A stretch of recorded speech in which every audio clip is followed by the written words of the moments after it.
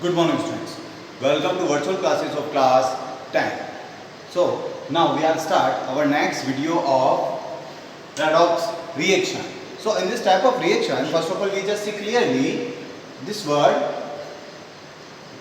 will be made. कैसे बना हुआ है ये रेड प्लस ऑक्स रेडॉक्स. जो वर्ड हमारे पास में रेडॉक्स होता है ना, उसमें रेडॉक्स में रेड प्लस ऑक्स को मिलाकर के हम लोग क्या बोलते हैं, रेडॉक्स बोलते हैं. So it will be clear that red with reduction होता है, देन ऑक्स मतलब ऑक्सीडेशन है.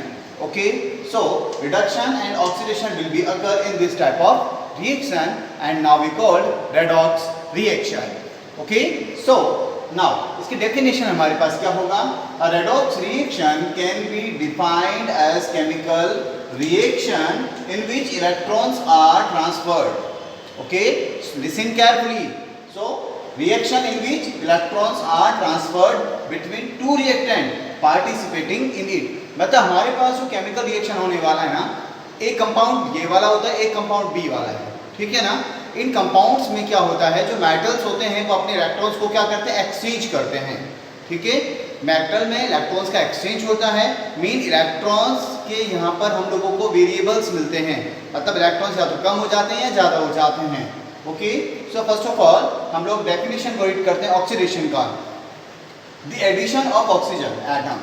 मीन अगर आपके पास में रिएक्टेंट साइड है, रिएक्टेंट साइड में अगर आपका ऑक्सीजन ऐड हो रहा है या फिर वहां से removal of hydrogen, hydrogen atom वहां से रिमूव हो जाता है, atom of from its compound is called oxidation reaction. Okay, reduction just इसका अपोजिट हो जाएगा. The addition of hydrogen atom और removal of oxygen atom from its compound is called reduction reaction. Okay, ये हमारा जो डेफिनेशन है बिल्कुल एकदम एक दूसरे का अपोजिट है. यहाँ ऑक्सीजन आया है, यहाँ हाइड्रोजन आया है, इधर देख लीजिएगा इधर हाइड्रोजन है और यहाँ पर ऑक्सीजन हो गया है. तो समझने वाली बात हमारे पास में यहाँ पर है कि हम लोग इसको इस तरह की जो रिएक्शंस आती हैं उनको कैसे सॉल्व कर सकते हैं. How can we solve this type of problems. Okay, जो हमारे एग्जाम में रिएक्शंस आती हैं उनमें हमें क्या देखने के लिए मिलता है, देखिएगा हम लोग यहाँ पर एक ट्रिक को यूज कर रहे हैं. And the trick is that हमारे पास एक नंबर लाइन होती है.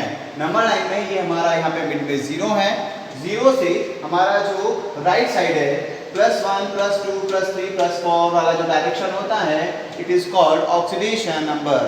ओके, एंड जो हमारे 0 से लेफ्ट साइड वाला जो नंबर होता है, इट इज कॉल्ड रिडक्शन. ये माइनस में आएगा. ओके, आप एक बात यूँ समझ लीजिएगा, अगर आपका ऑक्सीडेशन नंबर, मेटल का ऑक्सीडेशन नंबर 0 से +1 +2 या +3 हो जाएगा तो आप उसको बोलेंगे ऑक्सीडेशन. ओके, और रिडक्शन में क्या होता है, अगर नंबर 0 से -1 -2 -3 हो जाता है तो आप उसको रिडक्शन बोलेंगे. जी हाँ, एक बात और, वन मोर थिंग, वो आपको अपने रिमाइंड करनी है. क्या है, देखिएगा, अगर आपके पास में जो ऑक्सीडेशन नंबर है मेटल का, ऑक्सीडेशन नंबर +4 से +2 हो गया है या +3 से +2 हो गया है या +2 से 0 हो गया है, तो अभी आप उसको क्या बोलेंगे, रिडक्शन. बिकॉज ऑफ विजस को यहाँ पर हम लोग जा रहे हैं right to left side. Okay, अब ध्यान से देखिएगा, यहाँ आपको चार्ज पता होना चाहिए मेटल का, जो हम लोगों ने क्लास 9th के अंदर स्टडी किया है. ठीक है, listen, zinc plus copper sulphate. Okay, zinc plus copper sulphate और finally we just form ZnSO4 plus copper. Okay, so zinc, here zinc have a oxidation number 0. Zinc का जो ऑक्सीडेशन नंबर होता है वो क्या होता है, 0 होता है बेटा. जिंक का ऑक्सीडेशन नंबर क्या है, 0 है. अब ये जिंक क्या है, इस कॉपर को रिप्लेस करेगा और जिंक खुद सल्फेट के साथ चला जाएगा तो जिंक ZnSO4 बनेगा. तो आपको पता है जिंक +2 का होता है चार्ज में और सल्फेट -2 का होता है. सो फॉर्मूला बनता है हमारा ZnSO4. Here have a charge, यहाँ चार्ज कितना आएगा हमारा, +2 आ जाएगा.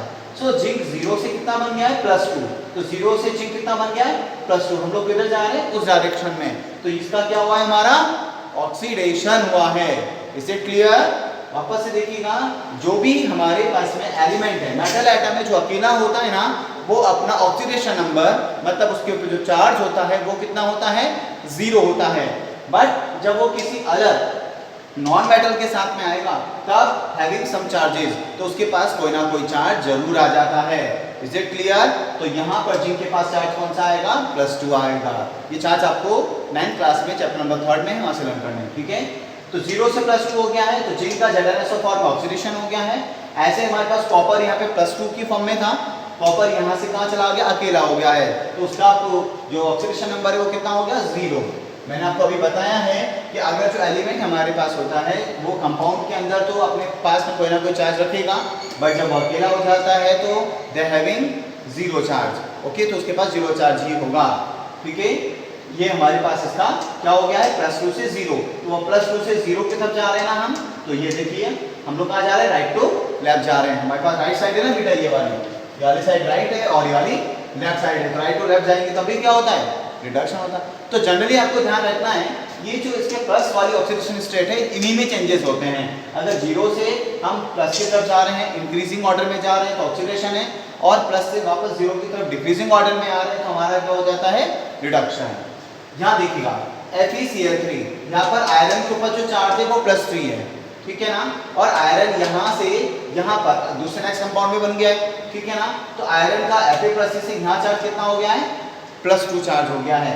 तो +3 से जब इसका +2 चार्ज हो जाता है, देखिएगा सिंपल सी बात है, FeCl3 कैसे बनता है, Fe में हमारे पास क्या होता है, +3 चार्ज, Cl का कितना होता है, -1 हो गया। कंपाउंड कैसे बनेगा, FeCl3। 9th क्लास के अंदर आपने पढ़ा है कि इसका चार्ज इसके नीचे जाएगा इधर, और इसका चार्ज यहाँ पर एक्सचेंज हो जाता है, तो ऐसे तो हमारा कंपाउंड बनता है। तो आपको दिख रहा है हियर क्लोरीन के नीचे जो चार्ज है वो किसका है, आयरन का है, और यहाँ पर भी क्लोरीन के नीचे जो चार्ज है वो किसका है, आयरन का। तो यहाँ हियर इज द चार्ज, और या आयरन का जो चार्ज हो जाएगा कितना हो जाएगा, +3, और यहाँ पर क्लोरीन का जो चार्ज है वो आयरन का ही तो चार्ज है यहाँ पर, सॉरी क्लोरीन के नीचे जो पावर है हमारे पास जो नंबर है वो किसका चार्ज है, आयरन का चार्ज है, और आयरन का चार्ज यहाँ पर कितना हो जाएगा, +2। तो +3 से +2 चार्ज हो गया, देखो +3 से +2 चार्ज, यानी हम लोग राइट टू लेफ्ट जा रहे हैं, तो यहाँ पर क्या हुआ, इसका रिडक्शन हुआ। और मैंने आपको क्या बताया, जो एलिमेंट अकेला होता है ना वो क्या होता है, 0। तो 0 से अब हाइड्रोजन यहाँ पर HCl के पास में है तो H+ का होता है और Cl- का होता है। So here hydrogen have a +1 charge. Okay, समझ में आ रहा है ना, ठीक है। नेक्स्ट हम लोग बात करते हैं, यहाँ पर नेक्स्ट हमारे पास रिएक्शन आ जाती है, this is acid and this is base. ठीक है, ये एसिड है और ये हमारा बेस है, हाइड्रोक्लोरिक एसिड है, और ये हमारे पास में क्या है, सोडियम हाइड्रोक्साइड है। अभी रिएक्शन करेंगे, ये रिएक्शन करते हैं तो सॉल्ट प्लस क्या बनाते हैं, वाटर बनाते हैं। तो always remind in your mind, मतलब ऑलवेज आपको ध्यान रखना है कि एसिड और बेस की जो रिएक्शन होती हैं वो न्यूट्रलाइजेशन रिएक्शन होती हैं, एंड उसके अंदर कभी भी रेडॉक्स रिएक्शन रिलेटेड नहीं होती हैं, वो रेडॉक्स रिएक्शंस नहीं होती हैं, बिकॉज ऑफ वहाँ पर इलेक्ट्रॉन के अंदर जो चेंजेस हो रहे हैं वो सिमिलर हैं। बात समझ में आई, इलेक्ट्रॉन्स में यहाँ पर चार्ज में कोई डिफरेंट नहीं आया है, इलेक्ट्रॉन की बैलेंसिंग जिधर इतनी है उधर उतनी ही है। Is it clear? सोडियम के ऊपर इधर +1 चार्ज था, यहाँ भी +1 चार्ज है, हाइड्रोजन के ऊपर यहाँ +1 चार्ज है, यहाँ भी हाइड्रोजन के ऊपर +1 चार्ज है, तो यहाँ पे चार्ज में कोई डिफरेंस नहीं आया है। Okay, is it clear? तो आप लोग इसको अपने बुक के अंदर जो एग्जाम्पल्स हैं उनको सॉल्व कीजिएगा, उनको देखिएगा। Okay, thank you.